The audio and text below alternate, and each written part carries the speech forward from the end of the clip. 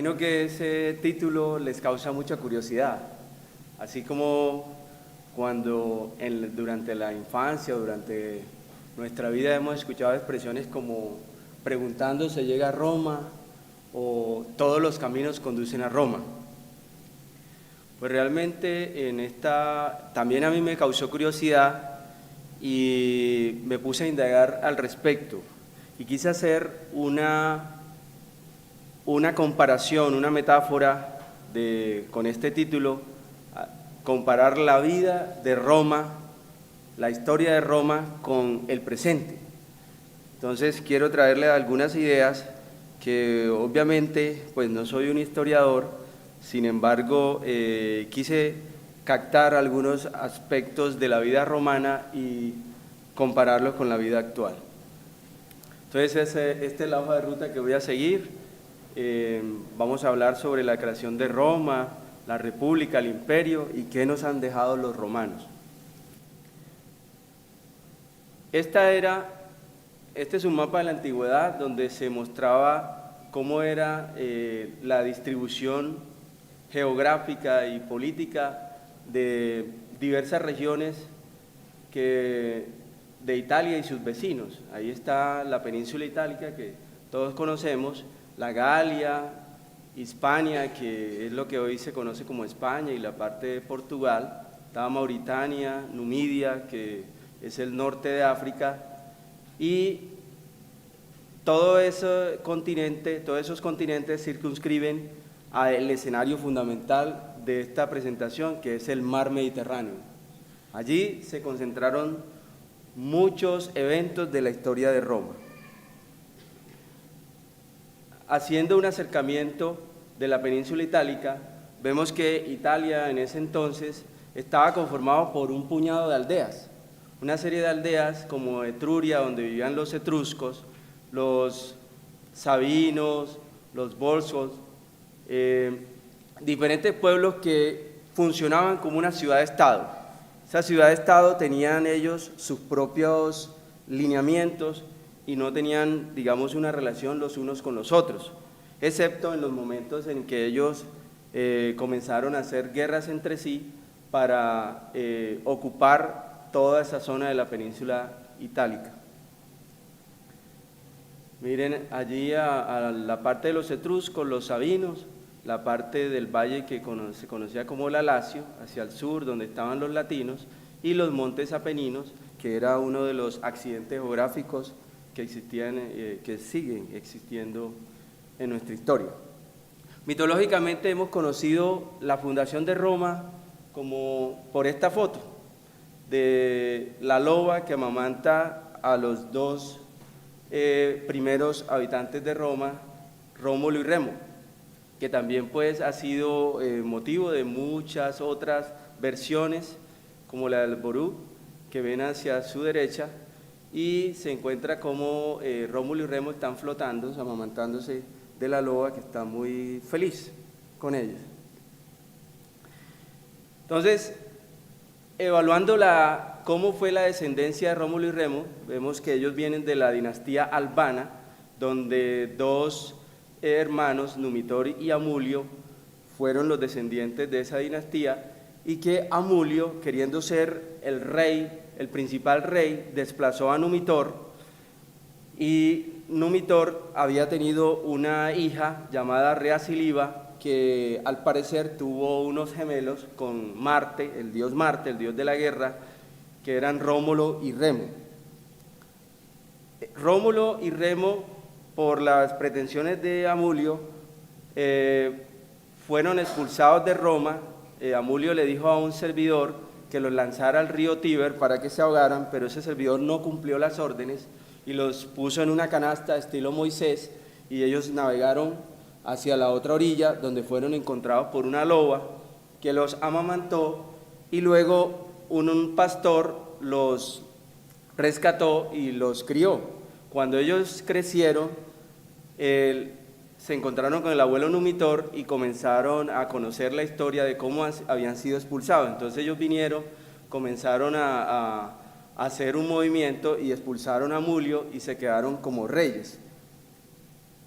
Entonces, Rómulo y Remo comenzaron a discutir dónde hacían el asentamiento para fundar la ciudad, o el sitio donde ellos comenzarían la historia, y escogió Rómulo la colina de Palatino. Roma en ese entonces era un valle de colinas, pero Remo dijo que estaba muy cerquita al río Tíber, como lo ven ustedes ahí, y entonces él decía que por inundaciones podían ser afectados. Entonces hubo una disputa entre Rómulo y Remo, y al final Rómulo mata a Remo, y de ahí se proclama como único rey de Roma. Esto trajo como consecuencia el marcaje de la historia de Roma como una historia como de traiciones, de incluso asesinatos entre las mismas familias que nosotros hemos conocido a lo largo de la historia. Para ese entonces, esa parte de la colina del Palatino tenía muy poquita gente y también muy poquitas mujeres. Entonces Rómulo planeó raptar a algunas mujeres y convocó a una fiesta a sus vecinos, dentro de esos los sabinos, para que llegasen allá. Cuando estaban en plena fiesta, Rómulo dio una señal y comenzaron a raptar a las mujeres sabinas, que eso fue motivo de este cuadro de Nicolas Poussin, y que más tarde hizo una versión Pablo Picasso en 1932, pero no para expresar el rapto de las sabinas, sino como protesta a la crisis de los misiles de Cuba, cuando Estados Unidos encontró misiles en Cuba. Posteriormente, el padre de las sabinas, que en el juramento de los Horacios le entrega a sus hijos las armas para que rescaten a las sabinas, y uno de ellos fue capaz de matar a su propia hermana porque las sabinas se habían enamorado de sus captores y mediaron, intercedieron en esa guerra, y no querían ver ni a su familia muerta ni a sus esposos muertos. Entonces uno de los hermanos, viendo que la hermana se había puesto en contra de ellos, terminó asesinándola. O sea que eran capaces de matar a la propia familia con tal de defender la tierra, el poder. Entonces Rómulo decide orarle al dios Júpiter que si le concedía la victoria contra los sabinos, él le construiría un templo, el templo de Júpiter, que hoy no existe. Y entonces los romanos ganaron, y de ahí en adelante comienza una historia basada en la mitología de Roma. Sin embargo, basado en la evidencia arqueológica, realmente algunos dicen que el principal fundador de Roma fue Tarquinio Prisco.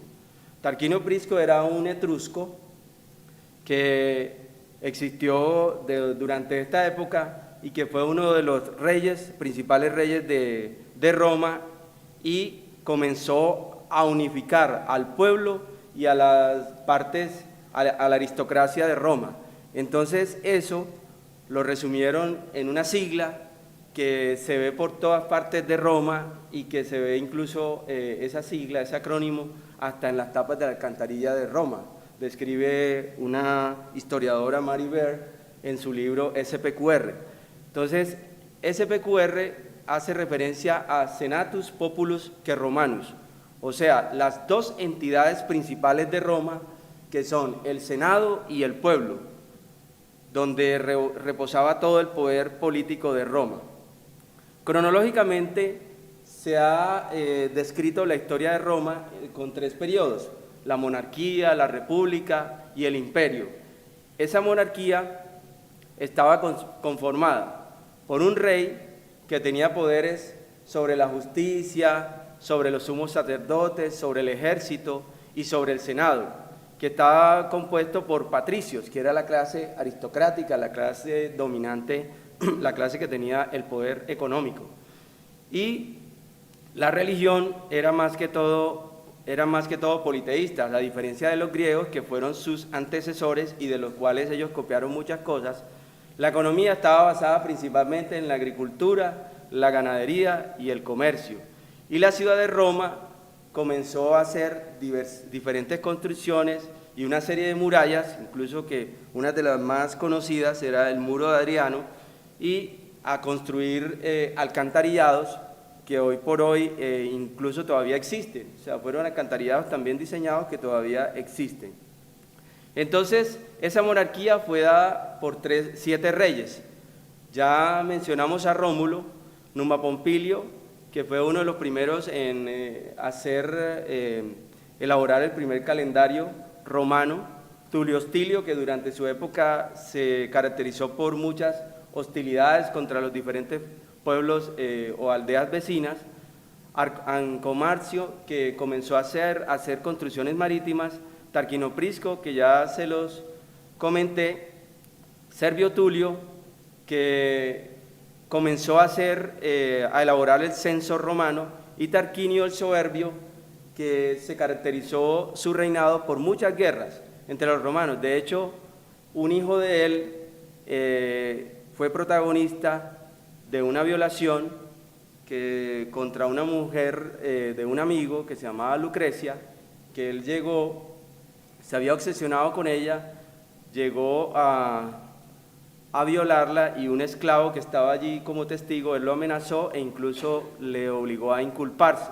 Pero Lucrecia le comentó a su esposo, y al final eso generó una reyerta en todo el pueblo romano que terminó con la monarquía romana. O sea, de ahí en adelante se odiaba profundamente la monarquía. Durante el periodo de la historia romana tenemos 2 personajes para destacar, que yo se los quiero mencionar porque a partir de ahí hemos observado muchas cosas de la historia actual, que eran Cicerón y Catilina. Cicerón era un funcionario de Roma que tenía dinero, no procedía de familia de sangre azul, como sí lo hizo Catilina. Catilina ocupó una serie de cargos públicos menores y aspiraban a ser cónsul. En ese entonces solamente podían ocupar el cargo de cónsul personas que eran descendientes de personas con dinero, y que ellos como cónsul tenían un poder pues muy grande junto con el Senado de Roma. Entonces, Catilina como funcionario cometió muchos delitos, hizo robos, incluso se le acusaba de violaciones sexuales, y Cicerón, que también no fue del todo un santo, comenzó a gestar un juicio contra Catilina, porque Cicerón era aspirante al consulado. Los dos competían en la política por el consulado. Entonces Cicerón comenzó a buscar evidencia de cómo castigar a Catilina, y en el templo de Júpiter hizo un juicio contra Catilina y expuso que había evidencia que Catilina preparaba una revolución, porque Catilina se había venido a menos económicamente y quería tomarse incluso el poder a la fuerza. Entonces Cicerón mostró la evidencia, incluso contrató testigos falsos y inculpó a Catilina, que lo ven ustedes ahí a su derecha, separado, como rechazado por todo el Senado, y al final Catilina, antes de que lo expulsaran, decide exiliarse e incluso seguir fraguando esas ínfulas o esos movimientos para derrocar a sus contrincantes. La manera en que Cicerón comienza el juicio de Catilina es hoy día objeto de principio de algunos discursos. Cicerón comenzó el discurso diciendo que ¿hasta cuándo, Catilina, abusarás de nuestra paciencia? Eso fue una pancarta que hubo en Hungría, de una protesta contra el mandatario conservador Fidesz, que intentaba cambiar o reescribir la Constitución de Hungría. Entonces utilizaron esa frase de Cicerón para rechazar sus intenciones. Otro también conocido por utilizar el discurso de Cicerón, que es descrito en el libro de La decadencia y caída del Imperio Romano de Edward Gibbon fue Winston Churchill, que Winston Churchill fue el primer ministro del Reino Unido que se destacó durante la Segunda Guerra Mundial y que terminó elaborando un discurso que era capaz de mover gente. Hoy por hoy no ha habido personas que su discurso sea recordado tanto en la historia como el de Cicerón. Ustedes ven hoy que grandes oradores, George Bush, diferentes presidentes nuestros y diferentes mandatarios del mundo realizan un discurso y solamente el discurso se queda en esos días y nunca más usted recuerda esos discursos, mientras que el de Cicerón ha prevalecido por toda la historia e incluso ha sido copiado por muchos mandatarios nuestros. Como se dan cuenta, la historia de Roma tiene mucha corrupción y esa corrupción se ve reflejada hoy día. Miren, por ejemplo, los niveles de percepción de la corrupción que se ve en toda Latinoamérica y en todo el mundo en general. Miren cómo se señalan los países que han sido vistos como los más corruptos. Entonces, y la otra es la violencia de género, que como nos dimos cuenta en la violación de Lucrecia, así mismo se está repitiendo hoy en la historia. Hay muchas violaciones por parte incluso de los compañeros de las mujeres y se ha violentado también el derecho de las mujeres. Incluso durante la historia política de Grecia y de Roma, las mujeres no ocuparon mayores cargos políticos, siempre han sido desplazadas, aunque hoy por hoy las mujeres están teniendo mayor importancia y quizás en un futuro pudiera cambiar eso, pero históricamente ha ocurrido eso. Entonces, termino ahí la primera parte de la charla y le traigo a colación diferentes locuciones latinas que yo aprendí durante mi formación en el bachillerato, como por ejemplo, alea jacta est, la suerte está echada. O sea, ya siguió la historia de Roma, que muchos se la acuñan a Julio César, cuando él estaba pasando el río Rubicón durante la expansión del Imperio Romano. Comienza entonces la época de la República, o sea, la res pública, que es lo que se llama la cosa pública. Fue organizada en dos grupos sociales. Dentro de los grupos sociales tenemos a los patricios y los plebeyos. Los patricios eran terratenientes, o sea, grandes dueños de grandes hectáreas de tierra y además de eso de mucho dinero, pertenecían a la aristocracia, incluso ellos venían de un linaje de reyes, entonces allí estaban los patricios. Y los plebeyos, que eran campesinos, artesanos, comerciantes o extranjeros que llegaron a adquirir la nacionalidad romana, pero la diferencia con los patricios es que ellos no tenían derechos políticos. Solamente los patricios eran los que podían escoger a los senadores, escogerse entre ellos mismos como cónsules.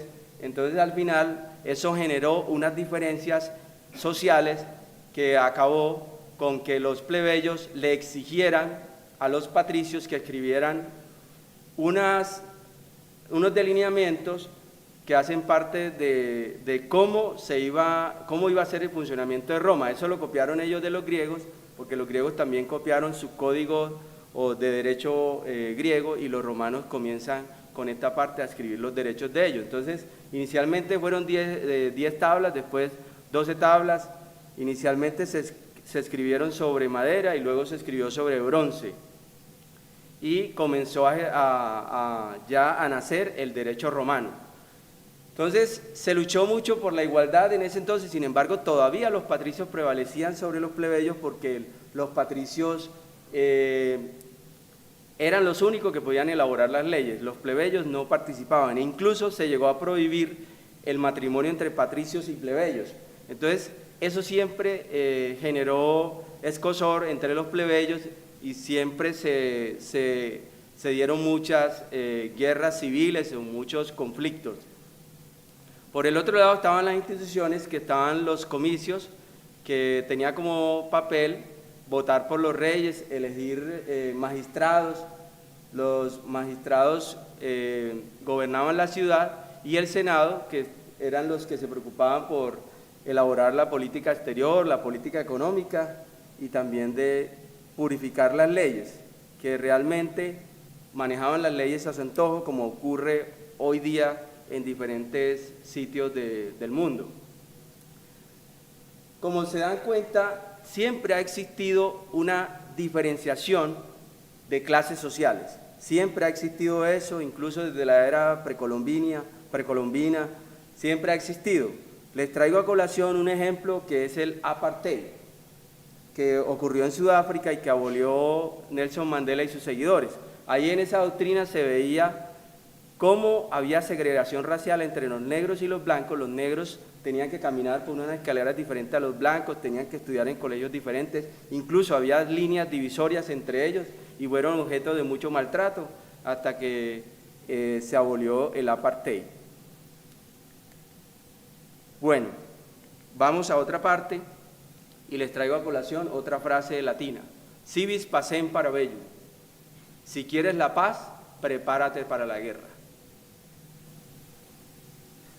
En esta etapa comienzan una serie de conflictos que ya se van extendiendo más allá de la península ibérica. Y traigo a colación las guerras púnicas. Los griegos y los romanos llamaban a los cartagineses los punos, por eso de ahí el nombre de las guerras púnicas. Estas guerras se suscitaron, la primera guerra, esta era la división entre Roma, Cartago y Grecia. Roma es la que ustedes ven ahí en salmón, Cartago en morado y en blanco Siracusa, que es una parte de Grecia. En Sicilia, que es la isla que ustedes ven allí, en la punta de la bota de la península itálica, Sicilia existía una comunidad o una población que se llamaba Mesina. Mesina siempre se caracterizó por hacer saqueos a los griegos y Siracusa era de parte de los griegos, entonces ellos planeaban hacer como una invasión de Mesina. Y Cartago estaba allí al lado de esa población.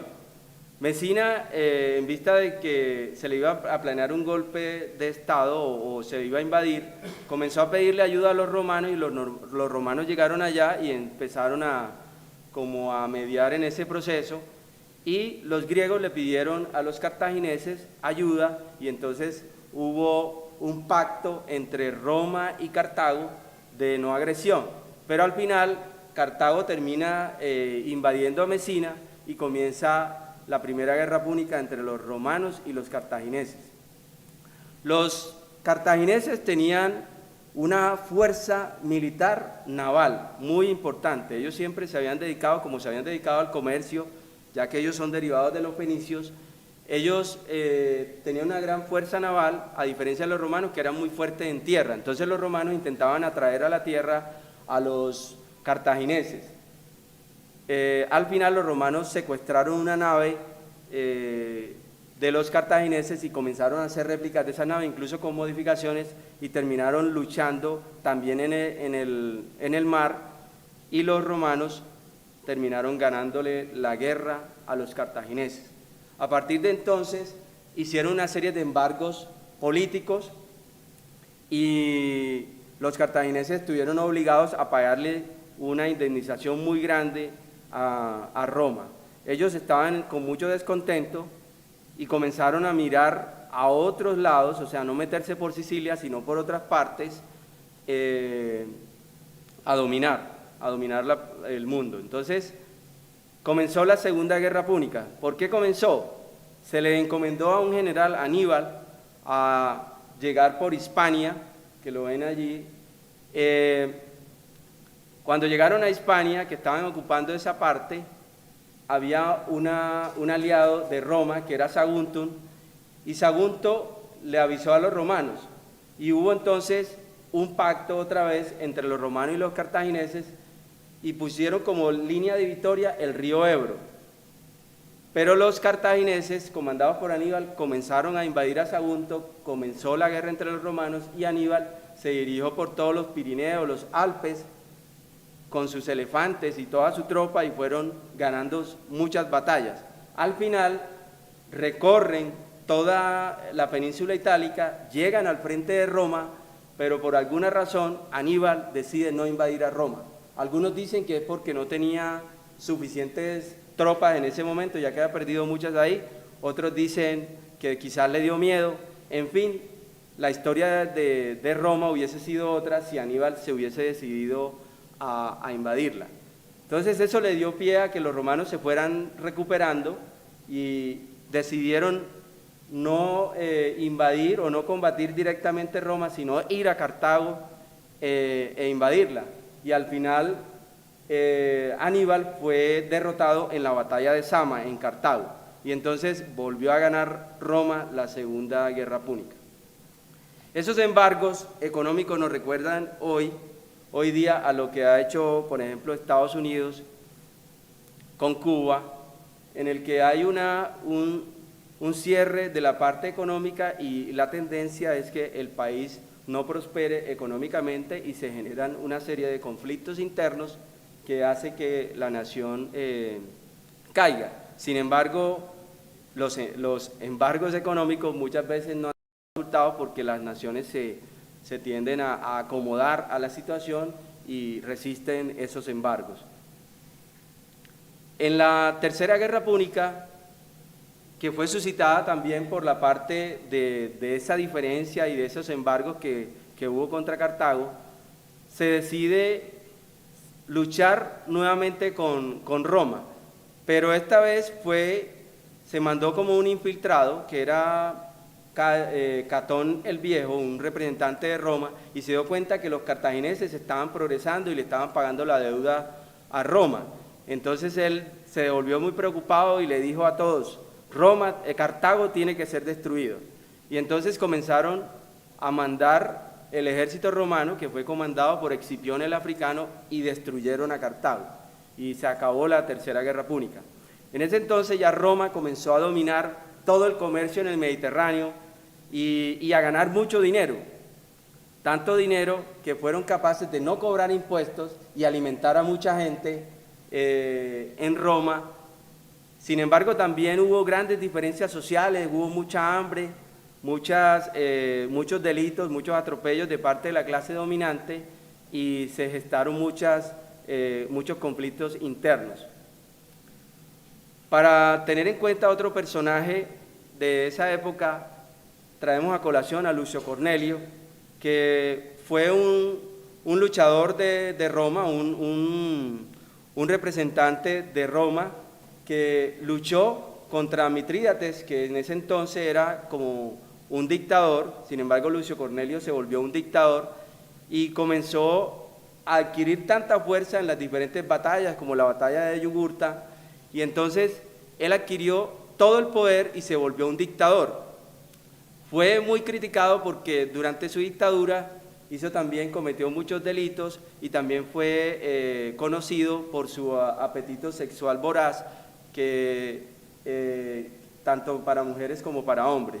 Y al final, Sila es el único dictador en la historia que ha decidido dejar el poder por sí solo, se retira, incluso estuvo a punto de matar a Julio César cuando Julio César era aún muy joven, y le perdonó la vida, ya que la mamá de Julio César le rogó que no lo matara.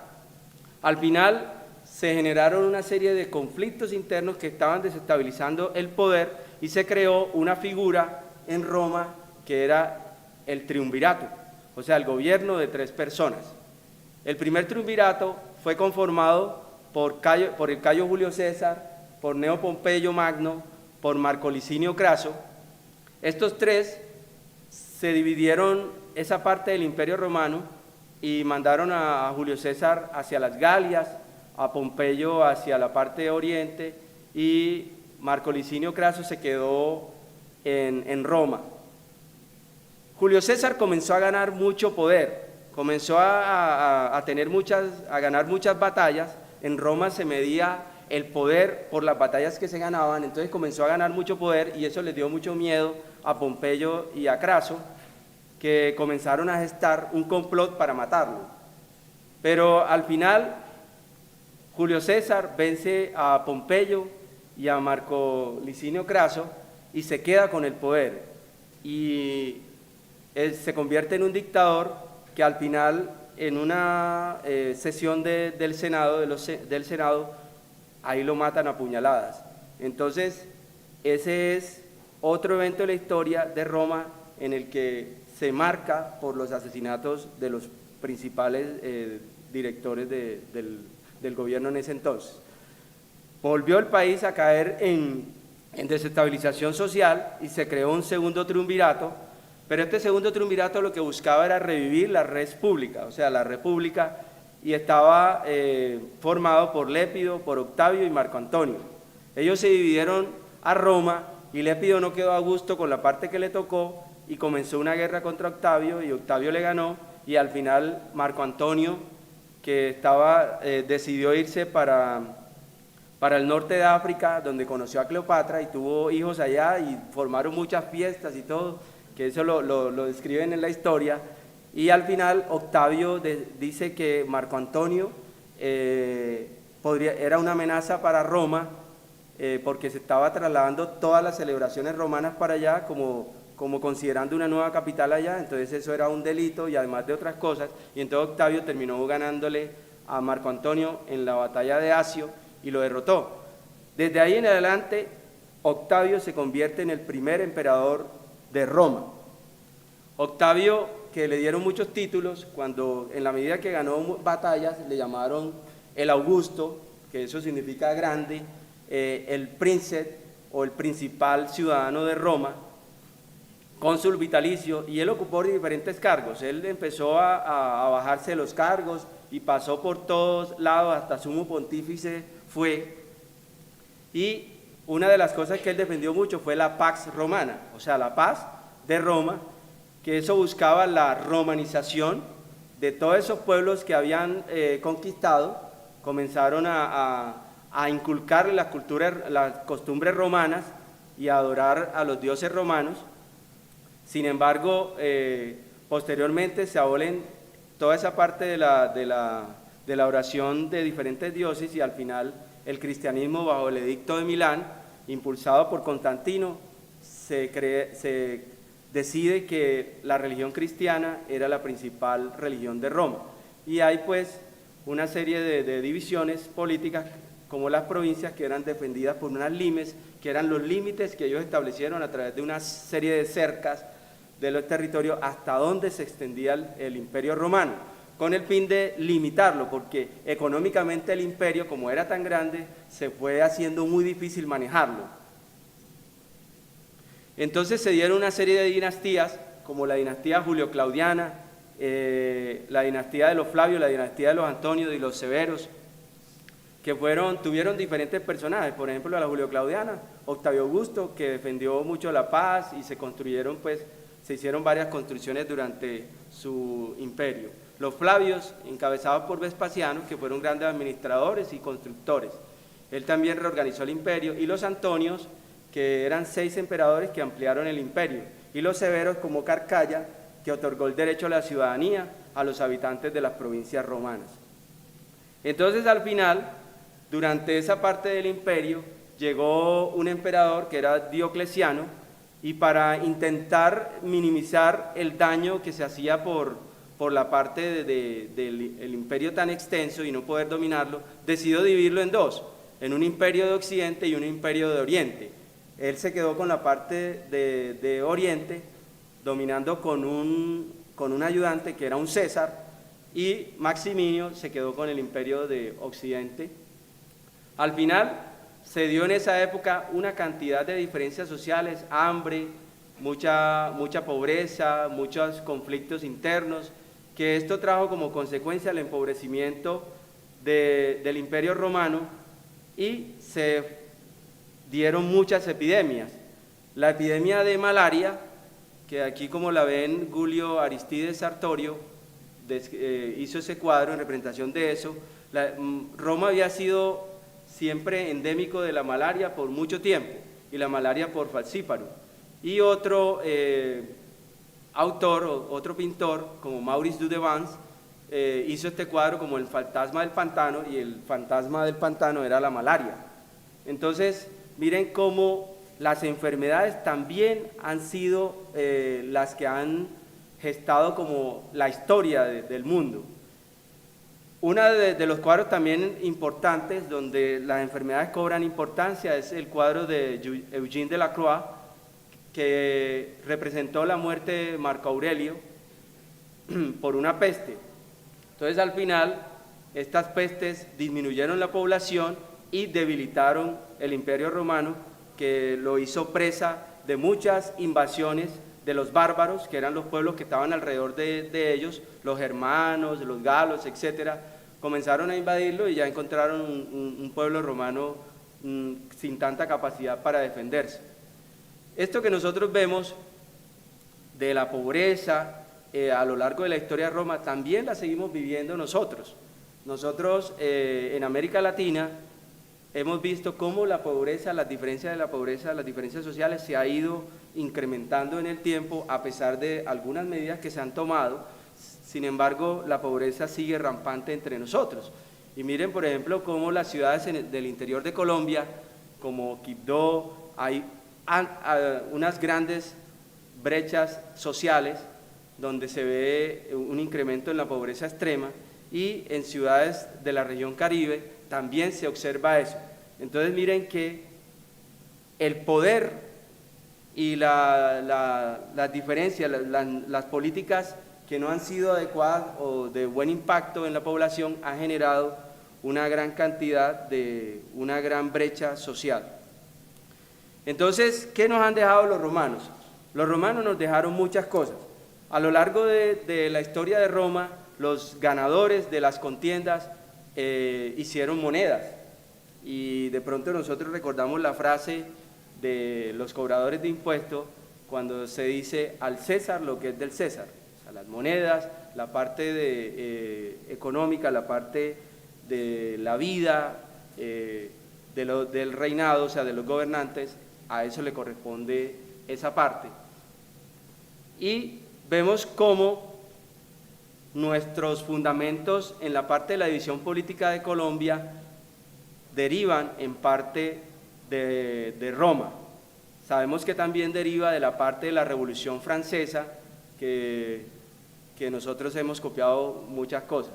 Sin embargo, esa es la división política nuestra, y también el derecho romano, que ellos habían establecido en sus diferentes tablas, pues la manera en que se relacionaba la sociedad.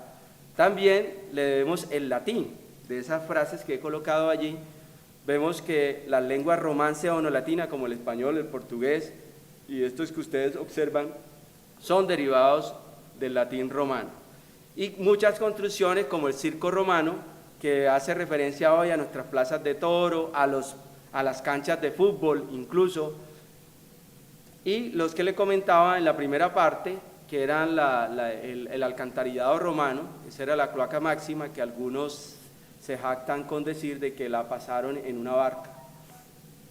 También recordamos el cristianismo en la época de Constantino, que se impulsó mucho y que hoy en día el cristianismo es la religión principal de muchas partes. Entonces, ¿de dónde viene la frase de todos los caminos conducen a Roma? Algunos dicen que viene de aquí, de Miliarium Arium.